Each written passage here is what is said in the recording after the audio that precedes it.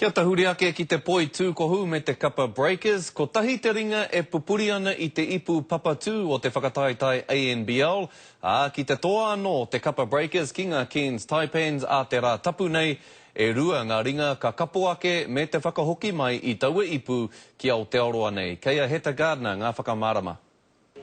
Ko tahi anō te kauhoi ki Aotearoa, i mua i tā rātou whakawhiti ki te pāpaka nui a Māui, mo te kēmu o ngā kēmu. We understand we've got a game to go and a hell of a battle still to fight, but I'm stoked at where we're at right now.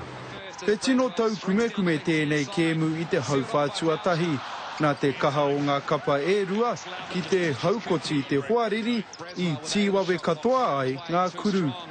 Engari i te hauwhātuarua i piki ake ai ngā Breakers ki Taumatake.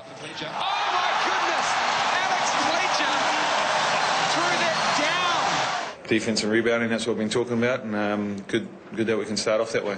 A couple of people have said to me it was like a highlight reel because there are some magical things that happened. You know, obviously Pledger had some incredible moments and then some defensive moments by Paulie and Tom that stuck in my mind as just like, wow, this is great. Kaore i tāia e te Kapa Taipans te haukoti i a rātou. I te otinga mai waru te kaumārima ki te ono te kaumāwhitu te kaute. Ka huri te aro i nāia nei ki te kēmu tuarua. We have to be ready to cop a complete wrath from Cairns, the Cairns public, everybody over there. They'll be gunning for this game too and wanting to bring it back here. Ki te wiki tōri a te Kapa Breakers, kaore a pō henare mo te tākaro i tētahi anō kēmu ki roto o Aotearoa. Engari kaore he aha ki aia. Haven't even thought about it. It's just been so much fun, you know, being around a group of guys and being in the situation and the environment that we have been for the last few weeks. I'm really caught up in the moment and loving every minute of it.